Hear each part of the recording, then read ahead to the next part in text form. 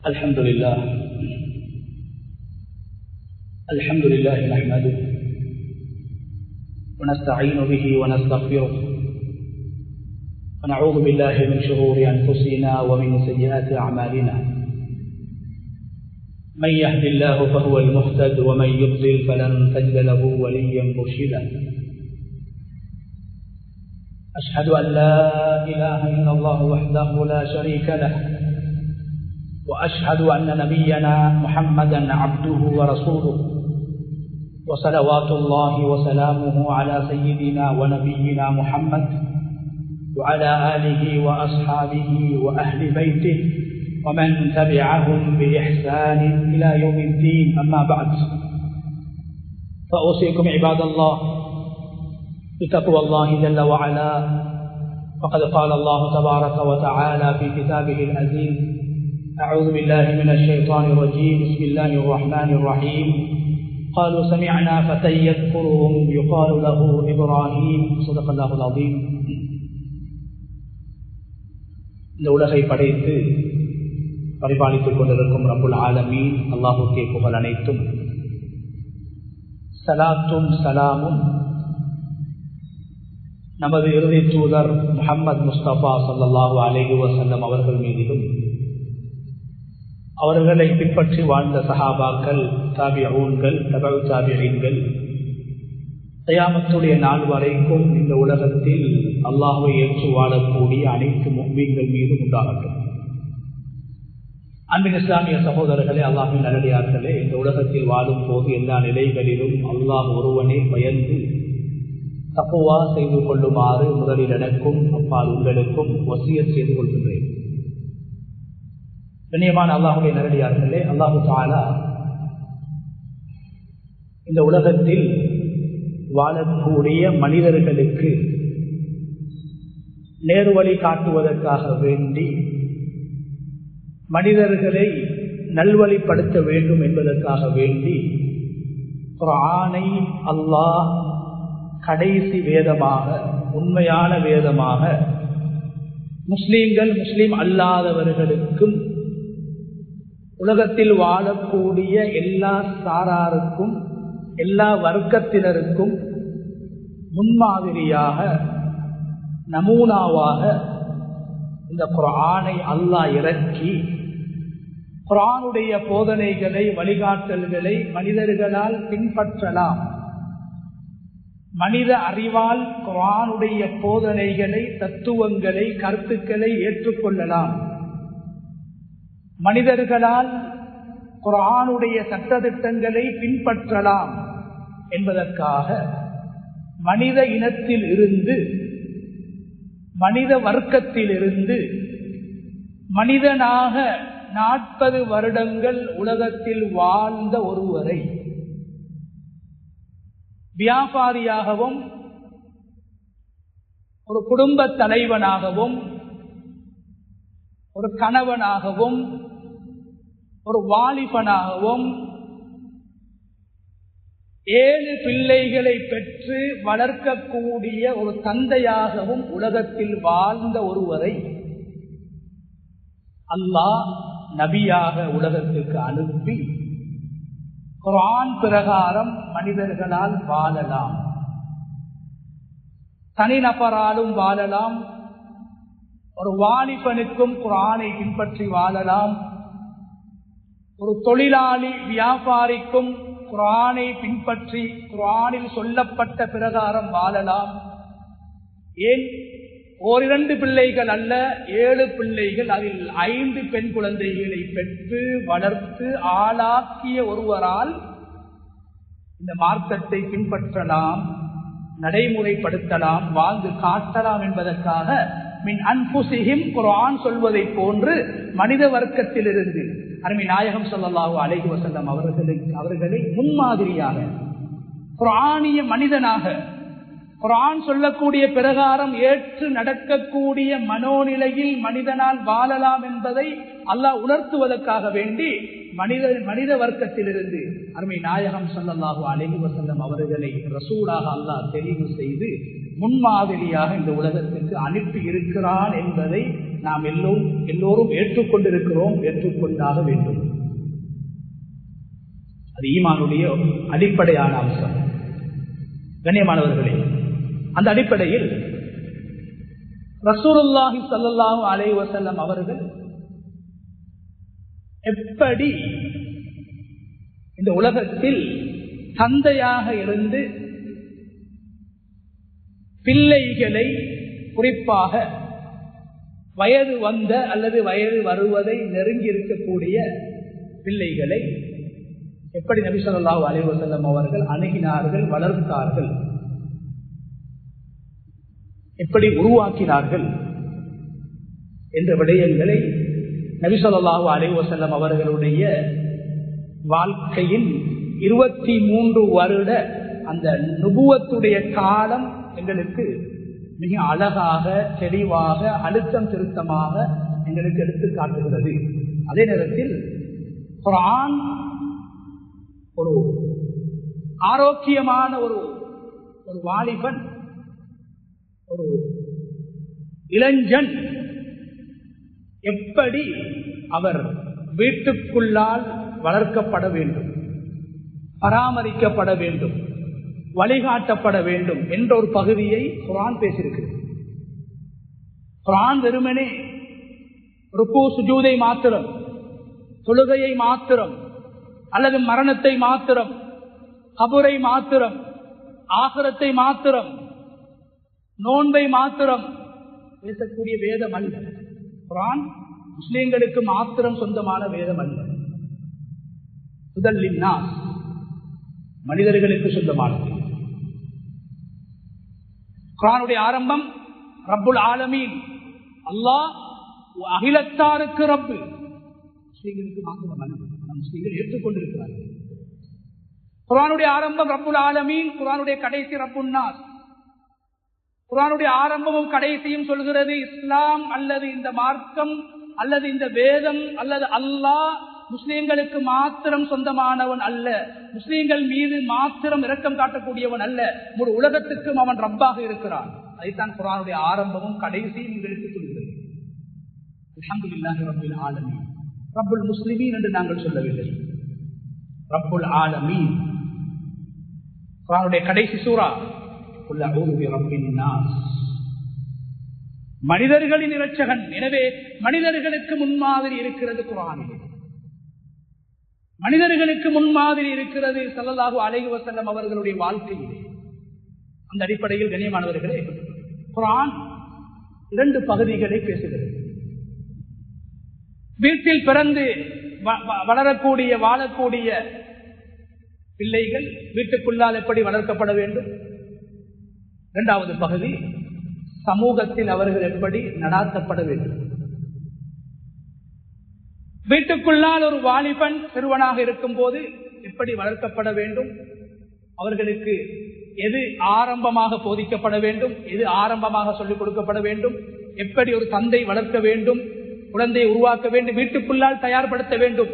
சமூகத்தில் வந்து வாழ இருக்கக்கூடிய 15-16 வயதுக்கு பின்னால் சமூகத்தோடு கலந்து சேர்ந்து வாழ இருக்கக்கூடிய ஒரு வாலிபன் வீட்டுக்குள்ளால் இருந்து எப்படி தயாரிக்கப்பட வேண்டும் என்ற முன்மாதிரி நபி ஸல்லல்லாஹு அலைஹி வஸல்லம் அவர்களுக்கும் இந்த உம்மத்துக்கும் பொதுவாக அல்லாஹ் குர்ஆனில் முன்னைய நபிமார்களுடைய வாழ்க்கை வரலாறுகளை சொல்லி, வரலாற்று நிகழ்வுகளை சொல்லி அல்லாஹ் குர்ஆனில் எங்களுக்கு மிக தெளிவாக போதிக்கிறான்.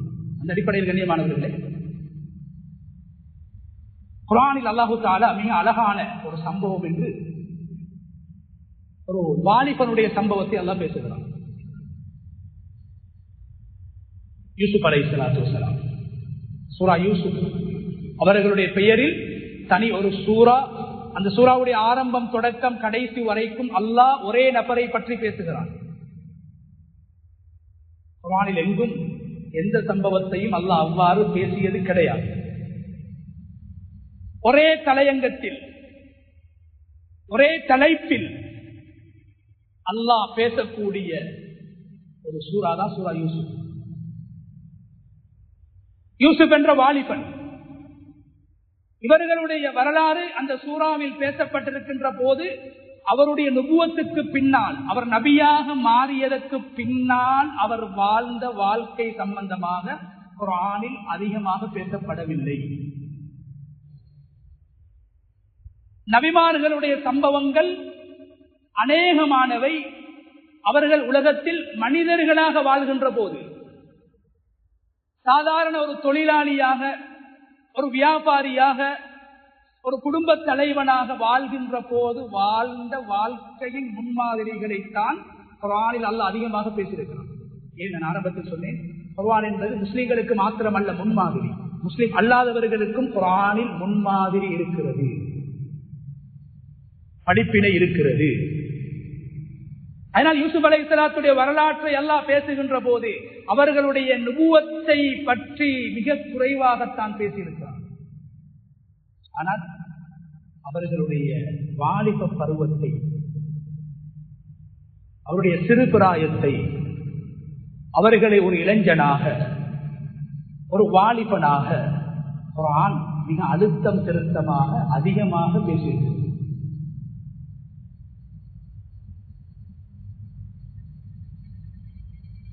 ஏன் இந்த உலகத்தில் அல்லாஹு தஆலா ஒரு மனிதனுக்கு கொடுக்கக்கூடிய இந்த வாழ்க்கை ஆயுள் காலம், இந்த ஆயுள் காலம், இந்த உம்மத்துடைய ஆயுள் காலம், நபி அவங்க சொன்னாங்க ஸல்லல்லாஹு அலைஹி வஸல்லம் 60க்கும் 70க்கும் இடைப்பட்ட காலம். 60 என்று வைத்துக் கொண்டார். ஒரு மனிதன் உலகத்தில் வாழ்க்கையில் சந்திக்கக்கூடிய கட்டங்களில் 3 விதமான கட்டங்களை குர்ஆன் பேசியிருக்கிறது. 3 விதமான கட்டங்கள். ஒன்று பலகீனமான கட்டம், 3வது கட்டம் அதுவும் பலகீனமான கட்டம், இடையில் ஒரு கட்டம், ஒரு நிலை இருக்கிறது, அதுதான் வாலிப பருவம். 2 பலவீனமான கட்டங்களுக்கு மத்தியில் ஒரு மனிதன் நீண்ட காலம் வாழக்கூடிய ஒரு வாழ்க்கை தான் வாலிப பருவம். சிறுவனாக கொஞ்ச காலம், 9 வயதுக்கு பின்னால் ஒரு சிறுவனுக்கு அவன் வாலிபனாக மாறக்கூடிய வாய்ப்பு இருக்கு. 9 வயதில் பருவ வயதை அடையலாம். சிறுவனாக கொஞ்ச காலம் தான் வாழ்றான். முதுமை அடைவதும் பெரும்பாலும் அது முதுமையுடைய காலம், அது வரையறுக்கப்படவில்லை, அது மௌத்து வரைக்கும் உள்ள ஒரு காலம் என்றாலும் அதுவும் ஒரு குறைவான காலமாக இருக்கும். ஆனால் இந்த வாலிப பருவம், ஒரு மனிதன் உலகத்திலே வாலிபனாக வாழ்வது, அதனால்தான் நம்மில் பல பேர்கள் வாலிப பருவத்தை கழித்து விட்டு இப்போது கவலைப்படுவார்கள். என்னுடைய வாலிபத்தை வீணாக்கிவிட்டு, என்னுடைய வாலிபத்துடைய பெருமதியை நான் புரிந்து நடக்கவில்லை என்று கை சேதப்படுவார்களே. வாழ்க்கையில் முக்கியமான ஒரு பகுதி, அதிகமான காலம் ஒரு மனிதன் உலகத்தில் ஒரு வாலிபனாகத்தான் வாழ்கிறான். அல்லாஹ் சொல்றான், அந்த காலம் எப்படி? குவ்வா, சக்தி, வலிமை நிறைந்த காலம் வாலிப பருவம். அல்லாஹ்வே சொல்றான், பலகீனமான சிறுபிராயத்துக்கு பின்னால் நாங்கள் வலிமையான சக்தி வாய்ந்த ஒரு நிலைக்கு உன்னை நாங்கள் கொண்டு வந்திருக்கிறோம், மனிதனை வைத்திருக்கிறோம். அதனால்தான் கண்ணியமானவர்களே, நாளை கியாமத்துடைய நாளையில 4 கேள்விகளுக்கு பதில் கொடுக்காம ஒரு மனிதனுடைய கால ஒரு அடி கூட எடுத்து வைக்கலாம். கேள்வி கணக்கு கேட்கப்படக்கூடிய சந்தர்ப்பத்தில் 4 கேள்விக்கு பதில் சொல்லாம யாருடைய காலும் அசையாது என்று நபி ஸல்லல்லாஹு அலைஹி வஸல்லம் அவங்க சொன்னாங்க. அதுல முக்கியமான ஒன்றுதான் வான் ஷபாபிஹி ஃபீமா அபுலா. ஒவ்வொரு மனிதனுக்கும் அல்லாஹ்வினால் கொடுக்கப்பட்ட மிகப்பெரிய பாக்கியம் அந்த வாலிப பருவத்தை பற்றி கேட்கப்படும். பொதுவாக ஆயுள் காலத்தை பற்றி கேள்வி கேட்கப்படக்கூடிய சந்தர்ப்பத்தில் விசேஷமான ஒரு கேள்வி இருக்கிறது, உன்னுடைய வாலிப பருவத்தை நீ எவ்வாறு கழித்தாய்? அதனால்தான் ஒரு வாலிபன் மார்க்கத்தோடு, தீனோடு, தொழுகையோடு, இபாதத்தோடு, இறை சிந்தனையோடு வாழ்கின்ற போது அந்த வாலிபனை அல்லாஹ் ஆச்சரியமாக பார்க்கின்றான். அந்த வாலிபனை பார்த்து அல்லாஹ் ஆச்சரியப்படுகின்றான். அதனால்தான் யூசுப் அலைஹிஸ்ஸலாத்து வஸ்ஸலாம் அவர்களுடைய வாலிப பருவத்தில் ஏற்பட்ட அந்த சோதனை, அந்த கித்னாவுடைய காலம், பெண்ணுடைய கித்னாவிலே மாட்டினார்கள். ஒரு வீட்டுக்குள்ளால் பாவத்துடைய சூழல் ஏற்பட்டும் அந்த பாவத்தை விட்டும் தன்னை காத்துக்கொண்ட, பாதுகாத்துக் கொண்ட அந்த நிகழ்வை அல்லாஹ் குர்ஆனில் அற்புதமாக, ஆச்சரியமாக அல்லாஹ் பேசியிருக்கிறான். ஏன் ஒரு வாலிபன் தன்னை பாவத்தை விட்டு பாதுகாப்பதும் அல்லாஹ்வுடைய சிந்தனையோடு வாழ்வதும் அது அல்லாஹ்வை ஆச்சரியப்படுத்தக்கூடிய ஒரு அம்சமாக இருக்கிறது. அதனால் தான் கண்ணியமானவர்களே, விசேஷமாக நாளை மறுமையில் வாலிபத்தை பற்றி கேள்விகளுக்கு கேட்கப்படும். அதே நேரத்தில் ரசூலுல்லாஹி ஸல்லல்லாஹு அலைஹி வஸல்லம் அவங்க சொன்னாங்க, அரசுடைய நிழலை பெறக்கூடிய கூட்டத்தில் 7 கூட்டத்தில் 2 கூட்டம் 7 கூட்டத்தில் 2 கூட்டம் கண்ணியமானவர்களே வாலிபர்கள். ஷாபுன் நஷஅ ஃபீ இபாதத்தில்லாஹ், அல்லாஹ்வுடைய இபாதத்தில் தன் வாழ்வை கழித்த ஒரு வாலிபன், பாவத்தை விட நன்மைகளை அதிகமாக செய்த ஒரு வாலிபன். முதலாவது கூட்டம். இரண்டாவது, பாவத்துடைய ஒரு சந்தர்ப்பம் கிடைச்சி வாலிப பருவத்தில் ஒரு வாலிபனுக்கு ஏற்படக்கூடிய உணர்வு ஆசைகளை நிறைவேற்றக்கூடிய சந்தர்ப்பம் கிடைச்சும் அவரு அந்த சந்தர்ப்பத்தில் அல்லாஹ்வை பயந்து அந்த பாவத்தை விட்டும் தன்னை பாதுகாத்துக் கொள்கிறார். ஒரு வாலிபர், இவருக்கு அரசுடைய விசேஷமான நிழல் கிடைக்கும் என்று ரசூலுல்லாஹி ஸல்லல்லாஹு அலைஹி வஸல்லம் அவங்க சொன்னாங்க. கண்ணியமானவர்களே, அதே நேரத்தில் நபி ஸல்லல்லாஹு அலைஹி வஸல்லம் அவங்க அந்த காலத்துல 10 சஹாபாக்களுடைய பெயரை சொன்னாங்க. விசேஷமாக அல்-அஷரத்துல் முபஷ்ஷரா என்று சொல்லப்படக்கூடிய ஒரே சந்தர்ப்பத்தில் 10 பேர்களுடைய 10 சஹாபாக்களுடைய பெயரை சொல்லி இவர்கள் சுவர்க்கவாதிகள் என்று சொன்னார்கள். அவர்களில் 6 பேர்கள் அந்த காலத்தில் வாழ்ந்த மிகப்பெரிய செல்வந்தர்கள். சொர்க்கத்தை கொண்டு நன்மாராயம் சொல்லப்பட்ட 10 பேர்களில் 4 பேர்கள் தான் ஏழைகள். மற்ற 6 பேர்களும் அந்த காலத்தில் வாழ்ந்த மிகப்பெரிய செல்வந்தர்கள். செல்வம் வெறுமனே பாவத்துக்கும் அநியாயத்துக்கும் வீண்விரயங்களுக்கும் வட்டிக்கும் களவுக்கும் காரணமாக இருக்கக்கூடாது. செல்வத்தாலும் சொர்க்கத்தில் மாளிகை வாங்கலாம். செல்வம் என்ற நிஅமத்தால் மிகப்பெரிய சொர்க்கத்துடைய அந்தஸ்தை அடையலாம். ஏன்? செல்வம் இருந்தால் தான் ஜகாத், செல்வம் இருந்தால் தான் ஹஜ். இஸ்லாத்துடைய 5 கடமைகளில் 2 கடமைகள் செல்வத்தோடு சம்பந்தப்படுகிறது. செல்வம் என்பது குர்ஆனில் அல்லாஹ் கேவலமாக பேசுவதை போன்று பாவத்துக்கும் அநியாயத்துக்கும் அட்டூழியத்துக்கும் சர்வாதிகாரத்துக்கும் பெருமைக்கும் மமதைக்கும் ஏமாற்றுக்கும் வட்டிக்கும் அது காரணமாக மாறிவிடக் கூடாது. செல்வம் வறுமையை சம்பாதிப்பதற்கு காரணமாக அமைய வேண்டும், சொர்க்கத்துக்கு செல்வதற்கு காரணமாக அமைய வேண்டும். அதனால் ஸல்லல்லாஹு அலைஹி வஸல்லம் அந்த காலத்தில் 10 சஹாபாக்களை 10 தியாகிகளுடைய பெயரை ஒரே இடத்தில் வைத்து சொன்னார்கள். இந்த 10 பேர்களும் சுவர்க்கவாதிகள். அதில் 6 பேர்கள் செல்வந்தர்கள். அதிலும் விசேஷம், அந்த 6 செல்வந்த சஹாபாக்களில் அந்த நபி அவங்க சொல்லக்கூடிய அந்த சந்தர்ப்பத்தில் 2 சஹாபாக்கள் 30 வயதை கூட அடைந்திருக்கவில்லை. எங்கட காலத்துல வாழக்கூடிய வாலிபர்களை பார்த்து அப்படி சொல்லிடுமா? அப்படி எதிர்பார்க்க ஏழுமா? நபி அவங்க சொன்னாங்க, 10 சுவர்க்கத்தை கொண்டு நன்மாராயம் சொல்லப்பட்டவர்களில் 6 பேர்கள் செல்வந்தர்கள். அந்த 6 பேர்களில் 2 பேர்கள் 30 வயதை கூட அடைந்திருக்கவில்லை.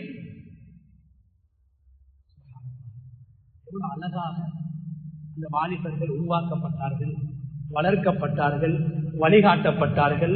நபி அவர்களுடைய வாயினால் சொர்க்கம் என்று கூறப்பட்டார்கள். யார்? 2 பேர். ஒன்று அபூபக்கர் சித்திக் ரலியல்லாஹு அன்ஹு அவர்களுடைய மருமகன், அபூபக்கர் ரலியல்லாஹு அன்ஹு அவர்களுடைய மகள் அஸ்மா. ஹிஜ்ரத்துடைய நேரத்தில் நபி ஸல்லல்லாஹு அலைஹி வஸல்லம் அவர்களை கொல்ல வேண்டும் என்ற பிரகடனம் செய்யப்பட்ட பயங்கரமான சூழலில்,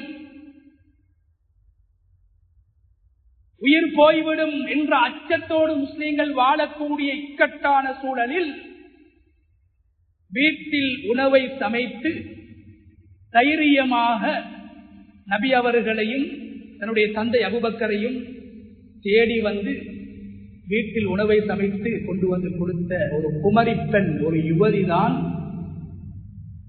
அபூபக்கர் ரலியல்லாஹு அன்ஹு அவருடைய மகள் அஸ்மா. ஹிஜ்ரத் வெற்றிகரமாக அமையறதுக்கு, ஹிஜ்ரத் நபி அவங்க பாதுகாப்பாக ஆரோக்கியமாக மதீனாக்கு போய் சேர்றதுக்கு காரணமாக இருந்தவங்க வாலிபர்கள். ஏன் நபி அவங்க மக்கால வாழப்போலே மதீனால இருந்து சில வாலிபர்கள் வந்தாங்க. வந்து நபி அவங்கள்ட்ட சொன்னாங்க, யார சூழல்லாம் நீங்க தைரியமாக எங்க ஊருக்கு வாங்க, மதீனாக்கு வாங்க, நாங்க உங்களை பாதுகாப்போம், நாங்க உங்களுக்கு உதவி செய்வோம். வந்தவங்க யாரு? வாலிபர்கள் தான் வந்தாங்க. ஹிஜ்ரத் போகக்கூடிய நேரத்தில் நபி ஸல்லல்லாஹு அலைஹி வஸல்லம் அவங்க காஃபிர்களுடைய, முஸ்லிம் அல்லாதவர்களுடைய அந்த காசு பணங்கள், அமானிதமாக ஒப்படைக்கப்பட்ட காசு பணங்களை கொடுக்கிறதுக்கு அதை பொல்லு போட்டு ஓடல நபி அவங்க. அதை தூக்கிட்டு போகல. மற்றவண்ட காசு அமானிதம், காஃபிரா இருந்தாலும் அமானிதம். உயிர் போகக்கூடிய கட்டத்தில் அந்த அமானிதம் நிறைவேற்றப்பட வேண்டும். ஊரை விட்டு போறேன், வேற நாட்டுக்கு போறேன், பொல்லு போட்டுட்டு போகலாம். கடன்காரவங்கள கொள்ள போட்டுட்டு போகல, அது அநியாயம். நபி அவங்களுக்கு நினைச்சா போகல. அந்த நேரத்தில் காபிர்கள் அஸ்ஸாதிக் அல் அமீன், நம்பிக்கையானவர், உண்மையானவர் என்று நம்பி சில அமானிதங்களை கொடுத்தாங்க பாதுகாப்புக்காக வேண்டி நபியிடத்தில். நபி அவங்க யாருக்கும் தெரியாம மதீனாவுக்கு போறாங்க. இந்த நேரத்தில் அந்த அமானிதத்தை, அந்த காசை, அந்த பொருட்களை உரியவங்களுக்கு ஒப்படைக்கிறதுக்கு நபி அவங்க தெரிவு செஞ்சது யாரு? ஒரு வாலிபர். இன்னைக்கு வாலிபர்களை சில சங்கங்கள்ல சேர்க்கிறல்ல, நிர்வாகத்துக்கும் எடுக்கிறல்ல. 30 வருஷம் அவர் தான், சக்கராத்து வரைக்கும் அவர் தான் தலைவர். வாலிபர்களுக்கு பதவியை கொடுக்கிறதுக்கு, பொறுப்பை கொடுக்கிறதுக்கு முன் வரல. சில பெற்றோர்கள் வீட்டில் தான் பெற்ற பிள்ளைகளுக்கு கூட மூத்துக்கு முன்னால அவனும் வியாபாரம் செய்யட்டும், இந்த கடையில் அவனும் கெசியர் சீட்ல வந்து உட்காரட்டும், அவனும் வியாபாரத்தை படிக்கட்டும், அவனுக்கு ஒரு வழிகாட்டுறதுக்கு உம்மா அப்பா கூட ரெடி இல்லை. மிகப்பெரிய அமானிதத்தை நிறைவேற்றுவதற்காக வேண்டி ஸல்லல்லாஹு அலைஹி வஸல்லம் அவர்கள் அலி என்ற வாலிபனை தான் அந்த இடத்திலே அமர்த்தினார்கள். உணவு சமைத்து கொடுத்தது ஒரு பெண், அஸ்மா பின்த் அபீ பக்கர். ஹிஜ்ரத்துக்கு நீங்க எங்க ஊருக்கு வாங்கன்னு சொன்னதும் வாலிபர்கள். நபி அவங்க அந்த புகையில் இருக்கக்கூடிய நேரத்தில் என்ன நிலைமை, மக்காட நிலைமை எப்படி, என்ன நடக்குது, என்ன பேச்சுவார்த்தை, என்ன பேசுறாங்க, என்ன முடிவெடுக்கிறாங்க, என்ன செய்யறாங்க என்ற தகவலை, ரகசிய தகவலை, பயங்கரமான சூழல்ல அந்த தகவலை எடுத்துக்கொண்டு போய் அந்த புகையில ஏறி அந்த தகவலை சொன்னதும் ஒரு வாலிபன், அப்துல்லாஹ் இப்னு அபீ பக்கர். அபூபக்கர் ரலியல்லாஹு அன்ஹுடைய மகன் அப்துல்லாஹ். மதீனாக்கு நபி அவங்க மதீனாவுக்குள்ளால செல்லக்கூடிய நேரத்தில் தைரியமாக வந்து நபி அவங்களை வரவேற்றதும் வாலிபர்கள். கண்ணியமானவர்களே, அந்த அஸ்மா ரலியல்லாஹு தஆலா அன்ஹு அவர்களுடைய கணவன் தான் அஸ்-ஸுபைர் இப்னு அவ்வாம். நபி அவங்க சொன்னாங்க, 30 வயசு கூட இல்ல, ஒரு வாலிபன், செல்வந்தன், நீங்க சொர்க்கவாதி என்று சொன்னாங்க. இரண்டாவது யாரு? தல்ஹா இப்னு உபைதில்லாஹ், தல்ஹா ரலியல்லாஹு அன்ஹு. சொர்க்கத்தை கொண்டு நன்மாராயம் சொல்லப்பட்டார். நன்மாராயம் சொல்லப்படக்கூடிய நேரத்தில் அவருடைய வயது 30 கூட அடைந்திருக்கவில்லை. கண்ணியமானவர்களே, வீட்டுக்குள்ளால் ஒரு வாலிபன் சமூகத்துக்கு வருவதற்கு முன்னால் அவர் வீட்டுக்குள்ளால் அவர் சரியாக நெறிப்படுத்தப்பட வேண்டும். பெற்றோருடைய பொறுப்பு இருக்கு. குர்ஆன் சொல்லுது, ஒரு வாலிபன் வழி தவறுவதற்கு பிரதானமான காரணம் ரெண்டு பிரதானமான காரணம். இந்த ரெண்டு காரணமும் வீட்டு சூழல், இரண்டாவது பெற்றோர். குர்ஆன் பேசுது. முதலாவது, கண்ணியமானவர்களே, குர்ஆன் சொல்லுது, உங்களோட பிள்ளைகள் 4-5 வயதை தாண்டாங்க, 25-30 வயசு இல்ல, 4-5 வயசை தாண்டக்கூடிய நேரத்தில் உங்களோட பிள்ளைகள், நீங்க பெற்ற பிள்ளைகள், குர்ஆன் சொல்லுது, அந்த பிள்ளைகள் உங்களோட வீட்டுக்குள்ள எப்படி, உங்களோட வீட்டுக்குள்ள வெளியே ஒரு ஆள், ஒரு அந்நிய ஒருவன் வாரதாக இருந்தால் எப்படி வரணும்? குர்ஆன் சொல்லுது, சலாம் சொல்லிட்டு வருவோம், அனுமதி கேட்டுவாங்க. சலாம் சொல்லாட்டி பரவாயில்ல, அனுமதி கேட்டுவாங்க. அந்நியொத்தம் வீட்டுக்குள்ள வரக்கூடிய நேரத்தில் சும்மா வந்தா நாங்க கேட்போம், யார்கிட்ட கேட்டு வந்தாய்? சலாம் சொல்லிட்டு வா, அனுமதி கேட்டுட்டு வா. இதே குர்ஆன் அதே விஷயத்தை சொல்லக்கூடிய நேரத்தில் சொல்லுது, உங்களோட வீட்டுக்குள்ள நீங்க தூங்கக்கூடிய அறை, நீங்க கணவன் மனைவியாக தூங்குறீங்களே உங்களோட அறை, உங்களோட பெட்ரூம், அதுக்குள்ள உங்களோட 4, 5, 6 வயசுக்குள்ள நம்ம மொண்டசரிக்கு அனுப்புறோமே, லேசுப்பட்ட பிள்ளைகள் எல்லாம் விளக்கம் வந்த பிள்ளைகள் கைதான் ஸ்கூலுக்கு அனுப்புறோம். வெளியே மொண்டசரி ஏ என்ன, பி என்ன, சி என்ன எல்லாம் தெரியும் அவனுக்கு. ஏபிசி மட்டுமல்ல, குர்ஆன் சொல்லுது உங்களோட ஒவ்வொரு அசைவுகளையும் அவன் பார்க்கிறான். உம்மாட அசைவை பார்க்கிறான், உம்மாட உடுப்பை பார்க்கிறான், பாப்பாட அசைவை பார்க்கிறான், பாப்பாட பேச்சையும் பார்க்கிறான். பாப்பா எப்படி உம்மாவோட பேசுறாரு, பாப்பா போன்ல எதை பார்த்துட்டு இருக்கிறாரு, பாப்பா எந்த நேரம் மியூசிக்ல, பாப்பா எந்த நேரம் நாடகத்துல, உம்மா எந்த நேரம் டிராமால, பாப்பா எந்த நேரம் படத்தை தான் பார்த்துட்டு இருக்கிறாரு. புள்ள பார்க்கிறான். பாப்பா ஏண்ட முன்னுக்கு சிகரெட்டை குடிச்சு கொண்டுதான் இருக்கிறாரு. புள்ள பார்க்கிறான். பாப்பா எப்ப தூசனை பேசிக் கொண்டுதான் இருக்கிறாரு. புள்ள பார்க்கிறான். 3 வயசுல பார்க்கிறான். அதான் இஸ்லாம் சொல்லுது, உங்களோட பிள்ளைகளுக்கு குர்ஆன் கற்றுக் கொடுக்கிற வயசு 6, 7 வயசு இல்ல, 3 வயசுல இருந்து கற்றுக் கொடுங்க. நபி அவங்க சின்ன பிள்ளைகளுக்கு சொல்லி கொடுக்குறீங்க வீட்டுக்கு. இஸ்லாம் சொல்லுது 3 நேரங்கள். இஸ்லாம் சொல்லுது மின் கப்லி ஸலாத்தில் ஃபஜ்ர் வ ஹீன தலஊன தியாபக்கும் மினல் ظஹீரா வ மின் பஅதி ஸலாத்தில் இஷா. நீங்க ஃபஜ்ருக்கு முன்னாலேயும் இஷாவுக்கு பின்னாலேயும், ஃபஜ்ருக்கு முன்னால, இஷாவுக்கு பின்னால, லுஹருக்கு முன்னால நீங்க அல்லது பின்னால தூங்கக்கூடிய நேரம் அவங்களோட சொந்தத்தான தூக்கம். லுஹருக்கு பிறகு தூங்குவாங்க, லுஹருக்கு முன்னால அதிகமா தூங்குவாங்க, வெள்ளிக்கிழமை நாள் லுஹருக்கு பின்னால தூங்குவாங்க. குர்ஆன் சொல்லி இந்த நேரத்தை பகல்ல நீங்க தூங்கக்கூடிய நேரம், இஷாவுக்கு பின்னால, ஃபஜ்ருக்கு முன்னால. இந்த 3 நேரங்கள்லயும் உங்களோட 3, 4, 5 வயசு பிள்ளைக்கு நீங்க சொல்லிக் கொடுக்கணும். நீங்க தூங்குறவங்களோட ரூமுக்கு வாரதாக இருந்தா, குர்ஆன் சொல்லுது, கட்டுக்கதையை பேசல, நேரடியான குர்ஆனுடைய ஆயத்தை மொழிபெயர்க்கிறேன், அவங்க உங்கள்கிட்ட அனுமதி கேட்க வேண்டும். ஏன்? நீங்க தூங்கக்கூடிய நேரத்தில் அரைக்குறை ஆடையோடு தூங்குவீர்கள், ஆண்களும் பெண்களும், கணவன் மனைவியாக. உங்களோட ஹலாலான ஆசையை நிறைவேற்றக்கூடிய இடமாக இருந்தாலும் கூட அந்த நிலைமையில் உங்களுடைய ஆடையின் ஒழுக்கத்தை எப்படி உடுத்திருக்கிறீங்க, டிரஸ் கோட், உடம்புடைய பகுதிகளை சின்ன பிள்ளைகள் பார்த்துடக்கூடாது.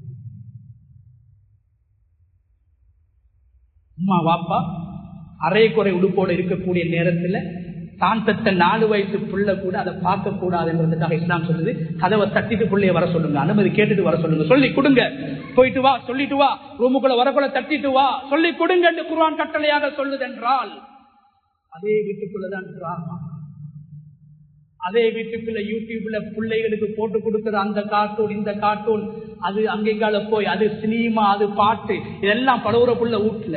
ஸ்கூலுக்கு வாரது 5 வயசுலதான், 3, 4 வயசுல ஸ்டார்ட். எனவே ஒரு குழந்தை கெட்டு போவதற்கான பிரதான காரணம் உம்மாவும் வாப்பாவும். ஒரு குழந்தை சீராகிறதுக்கும் பிரதான காரணம் உம்மாவும் வாப்பாவும். அதனாலதான் ஒரு குழந்தை சீராகிட்டு அந்த குழந்தையோட துஆவை அல்லாஹ் திரையில்லாம ஏற்றுக்கொள்றான். சீராக வளர்க்கப்பட்ட பிள்ளை வலதுன் சாலிஹுன், சாலிஹான பிள்ளை வீட்டுல வளர்க்கப்பட்டாரு, அதனாலதான் அவரோட துஆவை அல்லாஹ் திரையில்லாம ஏற்றுக்கொள்றான். உம்மா வாப்பா காரணம். இரண்டாவது காரணம் குர்ஆன் சொல்லுது, சில உம்மா வாப்பா பிள்ளைகளை கணக்கெடுக்கிறது. பிள்ளைகள் அநியாயம் செய்யறாங்க என்ற உணர்வு பிள்ளைகளுடைய உள்ளத்துல, பெற்றோர்கள் அநியாயம் செய்யறாங்க உணர்வு பிள்ளைகளுடைய உள்ளத்துல வந்துச்சோ, அந்த பிள்ளை மோசமான பிள்ளையாக மாறிது. யாக்கூப் அலைஹிஸ்ஸலாம் யூசுப் அலைஹிஸ்ஸலாத்தின் மீது அதிகமான அன்பு காட்டுகிறார் என்ற அந்த எண்ணம் 10 இளைஞர்களுடைய உள்ளத்துல, குழந்தைகள இளைஞர்களுடைய உள்ளத்துல, எங்களோட வாப்பா எங்களோட இரக்கம் இல்லை, எங்களோட தம்பியோட மட்டும்தான் இரக்கம் என்ற சிந்தனை தம்பிய கொல்றதுக்கு காரணமாக, கொல்லல்ல கொலை செய்யறதுக்கு, திட்டம் தீர்த்தத்துக்கு காரணமாக மாறுச்சு. ஒரு வாப்பாவை பார்த்து 10 பிள்ளைகள் நினைச்ச எண்ணம், கெட்டெண்ணம், யூசுப் என்ற தம்பிய கொல்லுவோம் என்ற திட்டத்தை போட்டாங்க. கடைசியில் 40 வருஷமாக குடும்பத்தை விட்டு பிரிஞ்சு வாழ்றதுக்கு, ஒதுக்கப்படுறதுக்கு காரணமாக மாறிச்சு. குர்ஆன் பேசு இனிமானவர்கள். இந்த நேரத்துல யூசுப் அலைஹிஸ்ஸலாத்து வஸலாம் அவங்களோட 10 சகோதரர்களும் பாலடைந்த ஒரு கிணத்துல வீசிட்டு வந்தாங்க வீட்டுக்கு. வரக்கூடிய நேரத்துல யூசுப் அலைஹிஸ்ஸலாம் போட்டிருந்த அந்த ஜுப்பாவை அப்படியே கலட்டி ஆட்டு ரத்தத்துல அந்த ஜுப்பாவை நனைச்சி வாப்பாட்ட கொண்டது காட்டுறாங்க. பாருங்க வாப்பா, நாங்க தம்பியை கூட்டிட்டு போனோம் விளையாடுறதுக்கு. ஓனாய் வந்து தம்பியை சாப்பிட்டுட்டு பாருங்க, ரத்தம் சாட்சியாக இருக்கின்ற எவிடன்ஸை காட்டுறாங்க, ஆதாரத்தை காட்டுறாங்க. பாப்பாக்கு தெரியும் ஓனாய் ஜுப்பாவை கலட்டி வச்சுட்டு புள்ளைய தின்னாது. ஜுப்பாவை கலட்டி வச்சுட்டு, ஜுப்பா பிஞ்சு இல்ல, ஆனா ஜுப்பால ரத்தம், தம்பி மவுத்து, பச்சை பொய்ன்னு தெரியும், விட்டமின் கதி குர்ஆன் சொல்லுது பொய் ரத்தம். பாப்பாக்கு தெரியும் என்ற புள்ளை இவனுக்கு கொள்ளல்ல, ஆட்டு ரத்தத்தை பூசுறானோல் என் ஜுப்பா கிழிஞ்சில்லை. ஒரு ஓனாய் சாப்பிடுறதாக இருந்தா ஜிப்பாவை சேர்த்துதான் சாப்பிடுவோம். ஜிப்பா கிழிஞ்சி, ஜிப்பா பிஞ்சி, ஆனா ஜிப்பா பிஞ்சு இல்ல. பாப்பாக்கு தெரியும் இது இவங்க கொண்டு இல்லை, எங்கேயோ கொண்டு போயிட்டு ஏதோ ஒரு சதி செஞ்சுட்டோம். கண்ணியமானவர்கள், இந்த நேரத்தில் அந்த யாக்கூப் அலைஹிஸ்ஸலாம், இவர் யாரு? இப்ராஹிம் அலைஹிஸ்ஸலாத்துடைய பேரன் யாக்கூப் அலைஹிஸ்ஸலாம். இப்ராஹிம் அலைஹிஸ்ஸலாத்துடைய இரண்டாவது மகன் இஸ்ஹாக் அலைஹிஸ்ஸலாத்துடைய மகன் தான் யாக்கூப். கண்ணியமானவர்களே, பாப்பாக்கு தெரியும் ஏதோ ஒரு சதி செஞ்சுட்டானோ, மோசமான வேலை செஞ்சுட்டானோ, ஆனா கொண்டு சொன்னாரு ஃபஸபுருன் ஜமீல், அல்லாஹ் போதுமானவன், வல்லாஹுல் முஸ்தஆன், அல்லாஹ் எனக்கு உதவி செய்வான் என்று சொல்லிட்டு 10 வாலிபர்களையும் யாக்கூப் அலைஹிஸ்ஸலாம் வீட்டை விட்டு துரத்தல்ல. போடா வெளிய, வீட்டை விட்டு போடா, உனக்கு சொத்துல பங்கு இல்ல, உனக்கு கடையில பங்கு இல்ல, போடா வீட்டை விட்டு. மகனை எங்கேயோ கொண்டு போயிட்டு தொலைச்சிட்டு வந்திருக்கிறான். பெத்த பிள்ளைய நானாமார் 10 பேர், எவ்வளவு பெரிய தப்பு. ஆனா இந்த தப்பு செய்யற பிள்ளைகள் இன்னும் இன்னும் இன்னும் தப்பு செய்யக்கூடியவங்களாக மாறிடப்படாது. தம்பிய கொல்றதுக்கு முன் வந்தவனோல் பொறாமையால இவனோட வெளியே விட்டா ரோட்ல போறவனையும் கொல்லுவான். பார்த்தாரு இவனோட வளர்க்கறதுக்கு சரியான இடம் கூடுதல். வீட்டை விட்டு வெளியேற்று, வீட்டை விட்டு விளக்கல்ல, வீட்டை விட்டு விரட்டல்ல. விரட்டிருந்தா தம்பிய கொல்றதுக்கு முன் வந்தவனுள் பெரிய பெரிய கொலைக்காரனாக, கொள்ளைக்காரனாக, மோசமான பழக்கம் உள்ளவங்களாக மாறிடுவாங்க என்றதுக்காக வேண்டி காணாம போன புள்ளை எப்பயாவது வந்துடும். ஆனா இந்த 10 பிள்ளை பாதுகாக்கப்பட வேண்டும், நெறிப்படுத்தப்பட வேண்டும், ஒழுங்குபடுத்தப்பட வேண்டும். இவர்களுக்கு நல்ல விடயங்களை நான் சொல்லி வளர்க்க வேண்டும் என்பதற்காக அந்த 10 பிள்ளைகளையும் 40 வருடங்களாக தன்னோடு வைக்கப்பட்டிருக்கிறாங்க. விளக்கம் எழுதுறாங்க, சின்ன சின்ன விஷயங்களுக்காக வேண்டி பிள்ளைகளை விரட்டுறது, பிள்ளைகளை துரத்துறது, ஊரை விட்டு ஒதுக்கி வைக்கிறது, வீட்டுக்கு வரவான் என்று சொல்றது, அந்த பிள்ளைகளை திருத்தாது, அந்த பிள்ளைகளை இன்னும் இன்னும் இன்னும் செஞ்ச தவற பல மடங்கு செய்யக்கூடிய பிள்ளைகளாக மாற்றும். எனவே 2 தவறு வீட்டுக்குள்ள நடக்குது.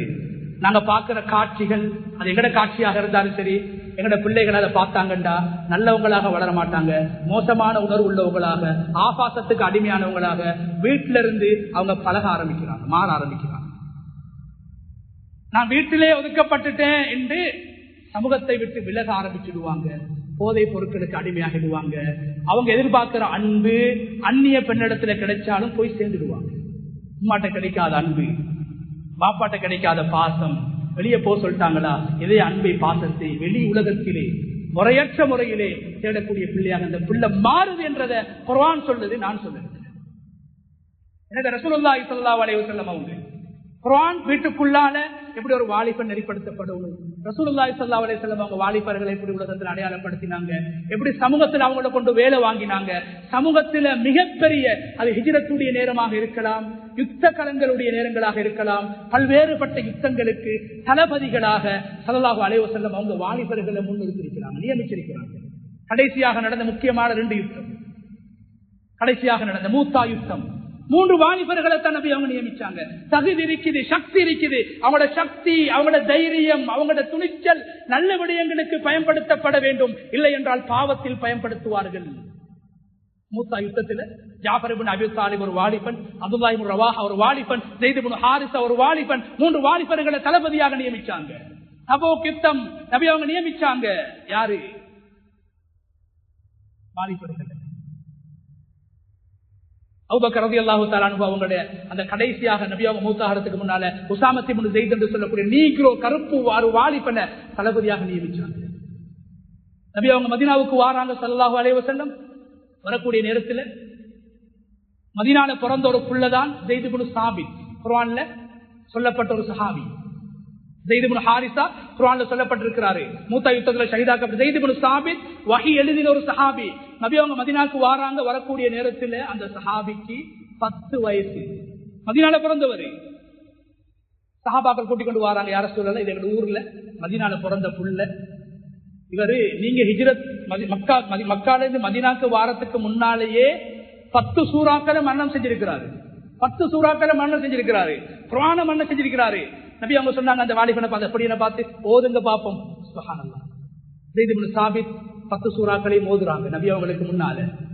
கண்ணியமான நபி அவங்க என்ன செஞ்சாங்க, மாஷா அல்லாஹ்னு சொல்லிட்டு அனுப்பல, துஆ செஞ்சு மட்டும் அனுப்பல, சமூகத்துக்கு அடையாளப்படுத்தினாங்க. சொன்னாங்க, ஸல்லல்லாஹு அலைஹி வஸல்லம், மதீனால இறங்கக்கூடிய குர்ஆனுடைய ஆயத்துக்களை நீதான் எழுதணும். சுப்ஹானல்லாஹ். வஹியை எழுதி பாதுகாக்கிறதுக்கு ஒரு 11 வயசு பொடியனை தெரிவு செய்தாங்க. அதே சஹாபிக்கு 15 வயசாக இருக்கும் போது யூதர்கள்ட கடிதம் வருது. நபி அவங்களுக்கு வாசிக்க தெரியா, யூதர்களுக்கு இஸ்லாத்தை சொல்லணும், நபி அவங்களுக்கு எழுத தெரியா, யூத மொழி தெரியா. நபி அவங்க பார்த்தாங்க, சின்ன வயசுலேயே 10 சூறாவை மரணம் செஞ்சு வஹி எழுதக்கூடிய ஸைத் இப்னு சாபித் ஒரு வாலிபன், இளைஞன், சின்ன பொடி, ரெண்டு ஒதுக்கல்ல, தகுதி இருந்தா பொறுப்புகளை கொடுத்தாங்க, சமூகத்தில் அடையாளப்படுத்தினாங்க. சொன்னாங்க, ஸைத் இப்னு சாபித், அல்லாஹ் உங்களுக்கு எழுத்தாற்றலை தந்திருக்கிறான், நீங்க யூதர்களோட சிரியானி மொழியை படிங்க. சுப்ஹானல்லாஹ். 15 நாள்ல யூதர்களுடைய மிக கஷ்டமான மொழி, உலகத்துல மிக கஷ்டமான மொழி, யூதர்களோட மொழியை 15 நாள்ல படிச்சாரு. கடிதம் எழுதுவாரு, வரக்கூடிய கடிதங்களை மொழிபெயர்க்கக்கூடியவராக மாறினார். கண்ணியமானவர்களே, எங்களுடைய பிள்ளைகளாக இருந்தாலும் இளைஞர்களாக இருந்தா அவங்களோட டேலண்ட கண்டா, அவங்களோட நல்ல விஷயங்களை கண்டா அவங்களை நாங்க பாராட்டுறது, சமூகத்துல முன்னுக்கு கொண்டு வாரது, அவங்களுக்கு பொறுப்புகளை கொடுக்கிறது. எந்த அளவுக்கு நபி அவங்க சில வாலிபர்கள்ல கையை பிடிச்சு கொண்டு போயிட்டு வீட்டுல சாப்பாடு கொடுத்திருக்கிறாங்க. ஜாபிர் இப்னு அப்துல்லாஹ் சொல்றாரு, என் கையை பிடிச்சு கொண்டு போயிட்டு ரசூலுல்லாஹ் எனக்கு வீட்டுல சாப்பாடு போட்டாங்க. அப்துல்லாஹ் இப்னு மஸ்ஊத் சொல்றாரு, நபி அவங்க எனக்கு நாங்க அத்தஹியாத்துல ஓதக்கூடிய துஆ, எனக்கு அந்த துஆவை சொல்லி தந்தாங்க. ஏண்ட ஒரு கை நபியோட 2 கைக்கு இடையில இருந்துச்சு. 2 கையை பிடிச்சு நாங்க கையை பிடிக்கிற மாப்பிள்ளைக்கு அக்கல் செல்ல போலதான் கையை பிடிக்கிறது, அதுக்கு போற கையை பிடிக்கிறதே இல்லை. மாமா கையை பிடிச்சு மகளை முடிச்சு கொடுக்கதான் கையை பிடிக்கிறோம். அந்த சஹாபி சொல்றாரு, தஷா ஓ அத்தஹியாத்த நபி அவங்க எனக்கு படிச்சு தரும் போது ஏண்ட கை நபி அவங்களோட 2 கைக்கடையில் இருந்துச்சு. அப்துல்லாஹ் இப்னு உமர் ரலியல்லாஹு சொன்னாங்க, என் தோளை பிடிச்சு நபி அவங்க எனக்கு உபதேசம் செஞ்சாங்க. முஆத் இப்னு ஜபல் சொல்றாரு, ரசூலுல்லாஹி ஸல்லல்லாஹு அலைஹி வஸல்லம் என் கையை பிடிச்சு சொன்னாங்க, இன்னி உஹிப்புக் முஆத் இப்னு ஜபல், அல்லாஹ்வுக்காக வேண்டி உங்களை நான் நேசிக்கின்றேன் என்று சொல்லி எனக்கு ஒரு துஆவை சொல்லி தந்தாங்க. ஸைத் இப்னு அர்கம் ரலியல்லாஹு அன்ஹு சொல்றாங்க, எனக்கு ஒரு கண் வலி, சும்மா சாதாரண நோய், கண் வலி, நபி அவங்க என் வீட்டுக்கு வந்தாங்க, நான் வாலிபனாக இருந்து என் வீட்டுக்கு வந்து என்னை நோய் விசாரிச்சாங்க. ஸல்லல்லாஹு அலைஹி வஸல்லம் அவங்க விபச்சாரம் செய்யறதுக்கு அனுமதி கேட்டு வந்த வாலிபனுக்கு 1 மணித்தியாலத்துக்கு மேல டைம் கொடுத்தாங்க. இன்னைக்கு சில சமூக தலைவர்களுக்கு சமூகத்துக்கு நேரம் கொடுக்கறதுக்கு டைம் இல்லை. எனக்கு தான் சமூகத்துக்கு வாராங்களோ தெரியும். சமூகத்துக்கு நேரம் கொடுக்க டைம் இல்லை, ஃபேமிலிக்கு, வைஃபுக்கு, பிள்ளைகளுக்கு டைம் கொடுக்க டைம் இல்லை, நேரம் இல்லை, பிஸி, மௌத்து வரைக்கும் பிஸி. ரசூலுல்லாஹ் அந்த ஹதீஸ் நீளமான ஹதீஸ், அதை மொழிபெயர்க்கிறதுக்கு அரவர் வேணும். ஒரு சஹாபி என்னதுக்கு வாரா, நபி அவங்க மஸ்ஜித் வஹி இறங்கக்கூடிய இடத்துல வாரா, யார ரசூலல்லாஹ் எனக்கு விபச்சாரம் செய்யறதுக்கு அனுமதித்தாங்க. நபி அவங்க சொல்லல, சஹாபாக்கள் என்ன பேசுற, அடிச்சு விரட்டுங்க வெளியே, வாலிபர்களுக்கு கூப்பிட்டு சொல்லல, அடிச்சு விரட்டுங்க, இவன பள்ளிக்குள்ள வந்து என்ன பேசுறான், இல்ல கிட்ட வேண்டாம், புதுலு கிட்ட வேண்டாம், தூரத்தை கிட்டவா கிட்டவா, நீ ஒதுக்கப்பட்டதாலதான் விபச்சாரத்துக்கு அடிமையாகிவிட்ட, கிட்டவா என்றாங்க ஸல்லல்லாஹு அலைஹி வஸல்லம். கேட்டாங்க, உன் உம்மாவோட, உன் தாத்தாவோட, உன் தாச்சியோட, உன் பெரியம்மாவோட யாராவது விபச்சாரம் செய்யறதை நீ விரும்புவாயா? சொன்னாரு, விரும்ப மாட்டேன் யார சொல்லலாம். விபச்சாரத்தை வெறுத்தாரு, துவா செஞ்சாங்க ஸல்லல்லாஹு அலைஹி வஸல்லம். துவா செஞ்சு டைம் கொடுத்து அந்த சஹாபி சொல்றாரு, விபச்சாரத்தை விட வெறுப்பான பாவம் எனக்கு ஒன்றுமே கிடையாது. அந்த அளவுக்கு மாத்தினாங்க, நோய் விசாரிச்சாங்க, தகுதியானவங்களுக்கு பொறுப்பை கொடுத்தாங்க, நல்ல விஷயங்களை முறையாக சொல்லிக் கொடுத்தாங்க. பாவங்கள், வாலிபர்கள் பாவங்கள் செய்கின்ற போது அழகாக அன்பாக தடுத்தாங்க. சிறந்த ஒரு வாலிபர் சமூகத்தை அல்லாஹ் தஆலா நபி ஸல்லல்லாஹு அலைஹி வஸல்லம் அவர்களின் மூலமாக குர்ஆன்ல உருவாக்கி காட்டி இருக்கிறான் என்ற செய்தியை சொல்வதோடு ஒவ்வொருவரும் சுவர்க்கத்துக்குள்ளால வாழ்றதே ஒரு வாலிபனாக. எவ்வளவு கிழவனா மூத்தா போனாலும் சொர்க்கத்துக்குள்ள போற வாலிபனாக அல்லாஹ் விரும்பக்கூடிய பருவம். நல்ல விடயங்களில் செலவழிப்போம், நல்ல விடயங்களில் வாலிபர்களை நாங்கள் நல்ல விடயங்களுக்கு வழிகாட்டுவோம், நல்லவர்களாக ஆளாக்குவோம், அவர்களுக்கு வழிகளை, களங்களை அமைத்துக் கொடுப்போம், சமூகத்தில் அவர்களுக்கு என்ற இடத்தை கொடுப்போம், அவர்களுக்கான தகுதிகளுக்கேற்ற பொறுப்புகளை கொடுப்போம். இந்த உலகத்திலே பாவமற்ற ஆரோக்கியமான வாலிப சமூகத்தை, நல்ல சமூகத்தை கட்டியெழுப்பலாம். அந்த அடிப்படையில் உள்ள அல்லாஹ் தஆலா வாலிப பருவத்தை, அந்த அல்லாஹ் தந்திருக்கக்கூடிய அறிவு, உடல் வலிமை, அந்த சக்தி என்ற 2 பாக்கியங்களை அனுபவிக்கக்கூடிய வாலிப பருவத்தின் பெருமதியை புரிந்து அதன் பிரகாரம் அந்த வாலிப பருவத்தை கடந்தவர்கள் வாலிபர்களாக வளரக்கூடியவர்களை நல்ல முறையில் அவர்களை நெறிப்படுத்தி நல்ல விடயங்களை சொல்லிக் கொடுத்து நல்ல பொறுப்புகளை அவர்களுக்கு கொடுத்து சமூகத்தில் அடையாளம் உள்ளவர்களாக அவர்களை மாற்றி அமைப்பதற்கு அல்லாஹ் தஆலா நம் அனைவருக்கும் இருக்க செய்வானாக. நாளை பாவங்களை மன்னிப்பாயாக, நாளை மாதாபிதாக்களுடைய பாவங்களை மன்னிப்பாயாக, நாளை ஈமானோடு வாழ்ந்து ஈமானுக்காக உழைத்து ஈமானோடு இந்த உலகத்தை விட்டு பெறுகின்ற சந்தர்ப்பத்தை நம் அனைவருக்கும் நசிபாக்குவாயாக. வஆகிரு தஅவானா அல்ஹம்துலில்லாஹி ரப்பில் ஆலமீன்.